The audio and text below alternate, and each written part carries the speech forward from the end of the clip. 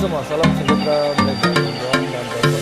Hai semua, salam sejahtera Malaysia. Hai semua, salam sejahtera Malaysia. Hai semua, salam sejahtera Malaysia.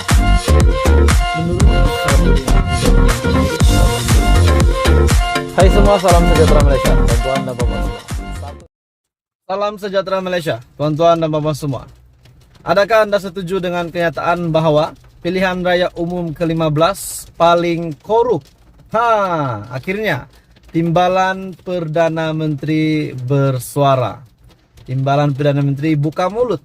Akhirnya tampil dengan kenyataan yang sangat hebat, yang sangat mengejutkan ini. Dikarenakan ada salah seorang pemimpin ataupun ahli politik di Malaysia yang membuat kenyataan bahwa PRU15 adalah paling korup dalam sejarah. Timbalan Perdana Menteri akhirnya mencabar pihak tersebut untuk bawa ke mahkamah untuk membetulkan tentang ini. Adakah memang PRU15 paling korup? Dan siapakah pemimpin ini? Menurut kenyataan daripada Sinar Harian, pemimpin yang membuat dakwaan ini, menurut kenyataan daripada Timbalan Perdana Menteri, yaitu Fadila Yusof, beliau buat kenyataan bahwa Tun Mahathir yang telah membuat kenyataan begini, di mana beliau berkata pada Rabu yang lalu, bekas Perdana Menteri Tun Dr. Mahathir Mohamad membuat dakwaan tersebut menerusi hantaran di laman sosialnya. Habislah Mahathir. Adakah Mahathir perlu ke mahkamah? Itu persoalannya. Disebabkan kenyataan daripada Timbalan Perdana Menteri bahwa PRU15 paling korup, Timbalan Perdana Menteri cabar pihak untuk bawa ke mahkamah. Jadi tuan-tuan dan bapak semua, sebelum saya meneruskan ulasan yang sangat hebat, ulasan yang sangat menarik hari ini, saya meminta jasa baik Anda, kerjasama Anda untuk tekan butang like, share, dan subscribe. Pihak yang mendakwa pilihan raya umum ke-15 yang lalu sebagai paling korup perlu membawa isu tersebut ke mahkamah. Jelas Timbalan Perdana Menteri Datuk Seri Fadila Yusof. Mahkamah merupakan tempat yang paling sesuai bagi memastikan dakwaan tersebut. Sesiapa yang tidak puas hati, kenalah buktikan. Keputusan pilihan raya itu patut dibatalkan disebabkan wujud amalan rasuah. Katanya menerusi sidang akbar di kementeriannya pada Kamis. Kalau begitu tuan-tuan dan bapak semua, kalau benar memang rasuah saja yang berlaku semasa PRU15 dan mahkamah memutuskan untuk membatalkan kesemua yang telah terlibat rasuah, adakah perlu ada pilihan raya lagi? Ini memang menyusahkan rakyat, kena ambil cuti, keluar mengundi dan sebagainya. Beliau juga berkata, sesiapa saja boleh membuat dakwaan tanpa kemukakan sebarang bukti. Kalau sekadar cakap, saya kira ramai yang boleh bercakap.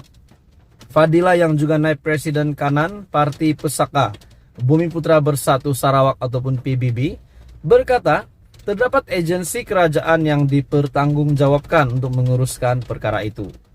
Biarlah agensi melaksanakan tugas dan berperanan. Kalau terbukti, mereka boleh filekan di mahkamah. Jadi ini menyentuh berkenaan dengan kenyataan daripada Tun Mahathir bekas Perdana Menteri Malaysia yang juga peneraju gerakan tanah air, di mana Mahathir Mohamad telah membuat dakwaan bahwa PRU15 paling korup menerusi hantaran di laman sosialnya. Jadi adakah Anda setuju PRU15 memang banyak rasuah? Anda boleh komen di bawah. Jangan lupa tekan butang like, share video ini, dan jangan lupa tekan butang subscribe. Apapun kita semua yang mengalami musibah banjir di seluruh Malaysia, siapa saja yang mengalami, saya harap Anda semua dalam keadaan yang baik. Saya juga terperangkap di kereta, jadi kita semua berdoa yang baik-baik saja, semoga semuanya ada hikmah. Teruskan bersama di dalam channel ini, jangan lupa tekan butang like, share, dan subscribe. Hai hello, salam sejahtera Malaysia. Tuan-tuan dan puan-puan semua, satu ulasan menarik, satu isu hangat yang saya nak kongsi dengan Anda semua berkaitan dengan satu pembelaan Saman. di mana Ahmad Amzad diarah untuk memfailkan pembelaan Saman Perdana Menteri pada 6 Februari ini.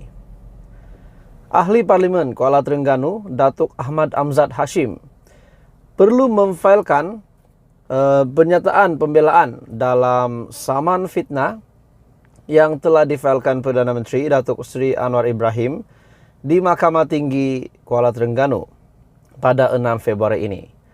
Di mana saman ini adalah berhubung dakwaan kenyataan yang berbaur fitnah bahawa Perdana Menteri ataupun Anwar berbohong menerima gaji RM1 ketika menjadi penasihat ekonomi Selangor.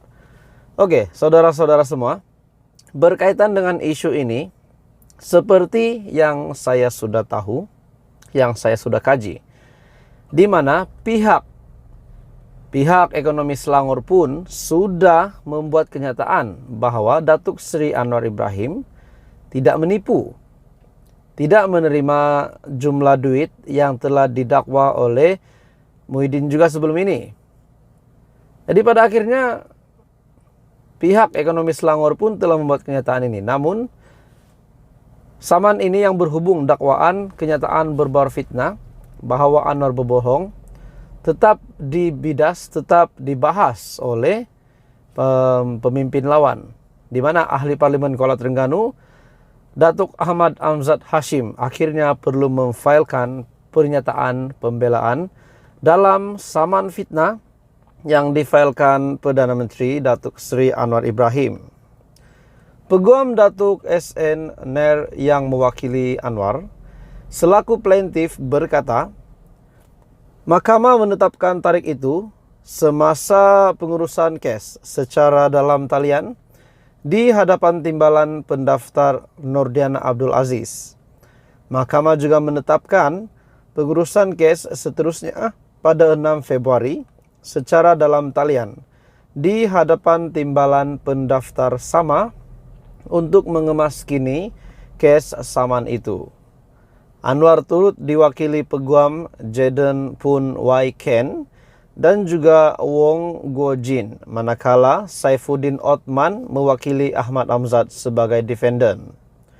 Dalam saman itu, Anwar yang berumur 75 tahun mendakwa pada 7 Disember lalu, defendant membuat beberapa kenyataan kepada sekumpulan pelanggan semasa menjamu selera di sebuah restoran. Justeru pengurusi PH Pakatan Harapan itu menuntut ganti rugi am dan pampasan serta ganti rugi teruk dan teladan, selain memohon perintah injunksi untuk menghalang defendant daripada terus menerbitkan atau mengedarkan kenyataan fitnah serupa. Jadi keputusan ini di mana ahli Parlimen Kuala Terengganu Ahmad Amzad yang telah diarah untuk memfailkan pembelaan berkaitan dengan saman yang telah difailkan daripada Anwar untuk beliau. Jadi tuan-tuan dan bapak semua, adakah ini kita boleh katakan tajuk berita hari ini, lihat musuh ini cuba menjatuhkan Anwar, namun musuh ini yang kena perangkap sendiri. Apa komen anda tuan-tuan dan bapak semua? Ini satu kejutan besar, di mana mahkamah telah membuat keputusan Ahmad Amzad diarah untuk memfailkan pembelaan saman Anwar pada 6 Februari ini. Ini satu keputusan yang mengejutkan seluruh Perikatan Nasional dan juga sudah pasti mengejutkan ramai orang, termasuk yang di Pertuan Agong bagi saya.